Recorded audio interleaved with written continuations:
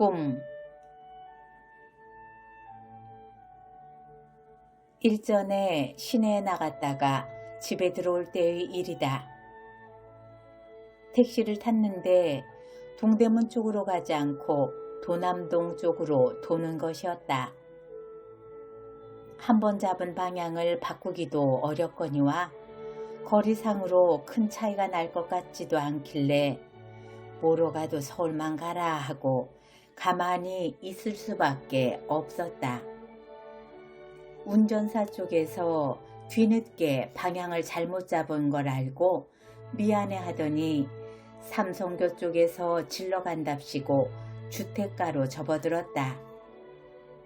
오늘 다르고 내일 다르게 변하는 신흥 주택가나 도심지와 달리 안정된 한옥촌은 아늑하고도 구태의연했다. 그곳엔 내가 여학교 시절을 보낸 집이 있을 터였고 택시는 뜻하지 않게 그 집 앞을 지나는 것이었다. 조그마한 한옥인 그 집은 옛 모습 그대로인데 그 집이 있는 좁은 골목은 한쪽에 집들이 헐려서 큰 한길이 되어 있었다. 골목 속에 다소곳이 있던 집이 아무런 단장도 안 하고 벼랑간 큰 한길로 나앉은 건 어딘지 무참한 느낌을 주었다. 마침 하학 시간이라 여고 학생들이 3355 그 앞을 지나고 있었다. 여학교 시절을 보낸 지금도 변하지 않은 옛집과 그 앞을 지나는 여학생들의 모습은 문득 나에게 시간관념의 혼란을 가져왔다. 울고 싶은 충동을 일으켰다. 실제로 눈물을 흘리지 않았지만 조용히 흐느끼고 싶은 잔잔한 서러움이 목구멍까지 차올랐다. 차는 곧 그 앞을 지났다. 나는 결국 울지 못했다. 50살이 가까운 뻣뻣하게 굳은 여자가 그까짓 일로 차마 어찌 울기까지야 하랴. 그러나 그때의 그 느낌만은 늙은 여자답지 않은 센티였다. 그 집과의 만남은 50살 여편네에게 16 소녀의 감상을 일깨워줄 만큼 그 집에서 나는 참으로 많은 꿈을 꾸었다. 숱한 꿈은 자라면서 맞닥뜨린 현실의 혼비백산, 지금은 그 편린조차 지니고 있지 않다. 나는 그때 내가 어떤 꿈을 꾸었는지 생각해낼 수가 없다. 다만 그 꿈과는 동떨어진 모습이 되어 늙어가고 있음을 알 뿐이다. 하루하루 사는 내 모습이 벼랑간 한길로 나앉은 나의 옛집의 모습만큼이나 초라하고 어설프다는 걸 알 뿐이다. 나는 매일 아침 하루의 계획을 세운다.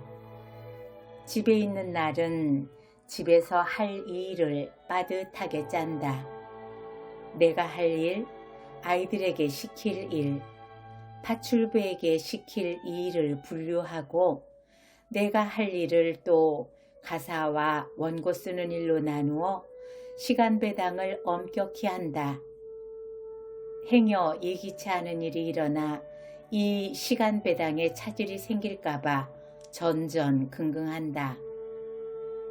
나가는 날은 나가서 볼 일을 또 그렇게 꼼꼼히 짠다. 외출하는 횟수를 줄이기 위해 볼 일은 어느 하루로 몰아서 치르기 때문에 나가서 볼 일도 빠듯이 짜여 있다. 허둥지둥 종종 걸음을 친다. 약속하지 않은 옛 친구를 우연히 만나 차라도 나누게 되어 시간을 빼앗기게 되면 어쩌나 겁이 나는 것처럼 앞만 보고 종종 걸음을 친다. 계획한 시간을 예기치 않은 일에 빼앗길까봐 인색하게 굴다 보니 거의 시계처럼 살려니 꿈이 용납되지 않는다. 낮에 꾸는 꿈이란 별건가? 예기치 않은 일에 대한 기대가 즉 꿈일 수 있겠는데 나는 그걸 기피하고 다만 시계처럼 하루를 보내기에 급급하다. 시계처럼 산다면 제법 정확하고 신용 있는 사람 티가 나지만 시계가 별건가? 시계도 결국은 기계의 일종이거늘 사람이 사람답게 살아야지 사람이 기계처럼 살아서 어쩌겠다는 걸까? 낮에 이렇게 기계처럼 바쁘게 움직이다 보니 밤엔 자연이 죽은 것처럼 숙면을 하게 되어 거의 꿈을 안 꾼다. 꿈을 안 꾸는 것인지 못 꾸는 건지 꾼 꿈을 되살려 기억할 시간을 안 갖기 때문에 일껏 꾼 길몽 영몽을 아깝게도 망각의 구렁텅이에 쳐놓고 있는 건지는 모르지만 숙면한다고는 하지만 꿈이 없는 잠은 뭔가 서운하다. 고기 없는 물이 서운한 것처럼 고기 없는 물이 아무리 깨끗해도 살아있는 물이 아닌 것처럼 꿈이 없는 잠은 산 사람의 잠일 수는 없을 것 같다. 조금 덜 바빠져야겠다. 너무 한가해 밤이나 낮이나 꿈만 꾸게는 말고 가끔 단꿈을 즐길 수 있을 만큼만 한가하고 싶다. 아침에 일어나면 우선 계획 밖의 예기치 않은 일이 일어나길 소망하면서 가슴을 두근대고 싶다. 밖에 나갈 땐 정성껏 화장을 하고 흰 머리카락이 비죽되지 않나 살펴 머리를 빗고 어떤 옷이 가장 잘 어울리나 이 옷 저 옷 입었다 벗었다 하고 싶다. 예기치 않은 사람을 만날지도 모른다는 기대에 부풀어서 이렇게 시간과 마음의 여유가 생기면 아마 밤에도 꿈을 꿀 수 있을 것 같다. 내가 어려서 꾼 것 같은 색채가 풍부한 꿈을. 나는 어려서 특히 꽃과 과실의 꿈을 많이 꾸었었다. 진분홍 꽃으로 뒤덮인 들과 산을 끝없이 헤맨다거나 놀랍도록 색채가 선명한 과일이 주렁주렁 달린 나무 밑에서 치마폭을 벌리고 과일이 떨어지길 기다리는 꿈이라든가. 이런 꿈 얘기를 하면 어른들은 태몽이라고 하시며 웃으셨다. 나는 부끄러워서 어른한테 꿈 얘기하는 걸 스스로 삼가게 됐다.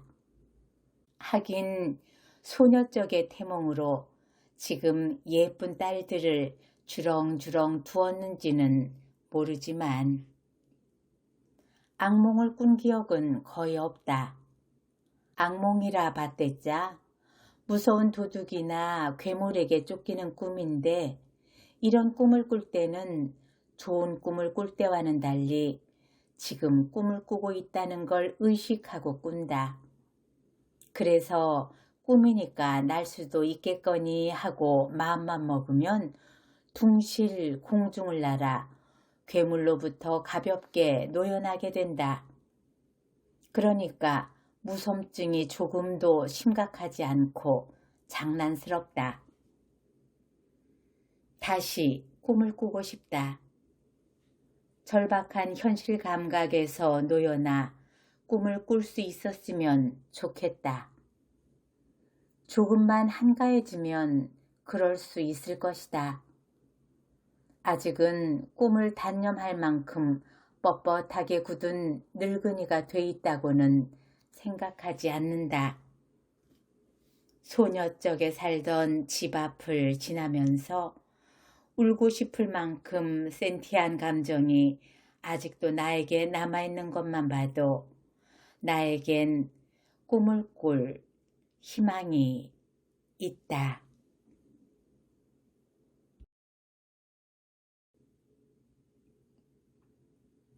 넉넉하다는 말의 소중함. 가끔 무엇을 좋아하느냐라든지 누구를 좋아하느냐는 질문을 받을 때가 있다. 대답을 못하고 난처해하면 먹을 것 중에선 무엇, 정치가 중에선 누구 하는 식으로 범위를 좁혀줘도 대답을 못하긴 마찬가지다. 싫고 좋고가 자주 변하기 때문이기도 하고 대부분의 대상에 대해 싫고 좋고가 분명하지 않기 때문이기도 하다. 그러나 우리말 중에서 어떤 말을 가장 좋아하느냐고 물으면 서슴지 않고 되는 말이 있는데 그건 넉넉하다라는 말이다. 나는 넉넉하다라는 말을 아주 좋아한다.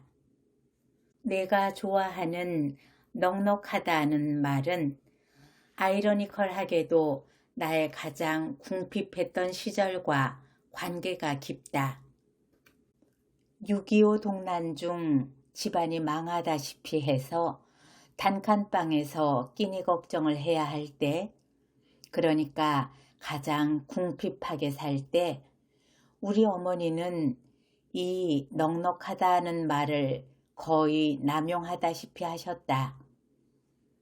우리뿐 아니라 그때는 이웃이고 친척이고 못 사는 사람 천지였다. 모두 굶주리고 헐벗고 잠자리조차 편치 못한 피난 시절이었다. 그러나 어머니는 집에 온 손님을 끼니 때 그냥 돌려보내는 일이 없었다. 번연히 우리 먹을 밥도 넉넉지 못한데 어머니는 한사코 넉넉하다면서 손님을 붙들어서 끼니는 때워 보냈다. 또 해 어스름녘에 온 손님이면 방 넉넉하니 자고 가라고 붙들기가 일쑤였다. 밥도 방도 넉넉할 거 하나 없는데 어머니는 부자처럼 넉넉한 얼굴을 하시고 사람들을 먹여보내고 재워보내고 하셨다. 손님이 간 다음 우리는 어머니한테 신경질도 부리고 때로는 울고 불고 한 적까지 있었다. 그러나 무엇보다도 난처한 건 옷을 살 때였다. 그저 품도 넉넉한 거, 길이도 넉넉한 거, 넉넉한 것만 찾다 보니 꼴이 말이 아니었다. 흉보면 담는다고 나도 내 큰딸이 중학교에 입학했을 때 교복 맞추는 데 따라가서 좀 넉넉하게 해주세요 했다가 딸의 눈총을 맞은 일이 있다. 요새 누가 옷을 넉넉하게 입느냐는 거였다. 잘하진 않니? 잘할 생각을 해야지. 나는 한사코 넉넉하다에 집착하고 딸은 몸이 자라면 그때 가서 또 맞추면 되지 않느냐고 말했다. 요새는 옷 말고도 모든 게 옛날과는 될 것도 아니게 넉넉해졌다. 옷을 꼭 맞게 입는 것도 실은 입성이란 게 무진장 넉넉해졌기 때문일 게다. 그러나 자기보다 못 가진 사람에게 자기 가진 것을 나누어 줄 만큼 넉넉해진 사람은 참으로 드물다. 나부터도 6.25 당시에다 되면 지금 사는 게 큰 부자가 된 셈인데도 초대하지 않은 손님에게 차 이상을 대접하려 들지 않는다. 명절에 음식이 남아 덜어 버린 적도 있는데도 못 먹게 되기 전에 누구에게 나눠줄 생각을 못했다. 못했다기보다는 그런 일이 번거로워서 하기가 싫었다. 시골서 손님이 와도 묵어가는 게 달갑지 않다. 아이들마다 독방을 쓰는데도 방이 없다고 생각한다. 서울서 볼 일이 오래 걸리면 여관을 잡았으면 하고 바라다가 여관이라도 잡죠 하고 일어서면 구태여 붙잡지 않는다. 광에서 인심 난다는 옛말도 말짱 헛것인 게 있는 사람일수록 더 인색하다. 넉넉하다는 게 남에게 베풀 수 있는 마음이라면 요새 부자는 늘어나는지 몰라도 넉넉한 사람은 자꾸만 줄어드는 것 같다. 청소비나 야경비 몇백 원 때문에 동네가 떠나가게 다툰 이악스러운 집, 쓰레기통에 괴짝제 쏟아버린 사과와 통째로 버린 비싼 생선을 본 적도 있다. 남 나무라 무엇하랴.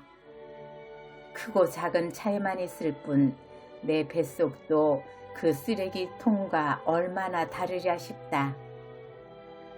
땅에서 인심나는 게 넉넉한 마음에서 우러나는 것 같다.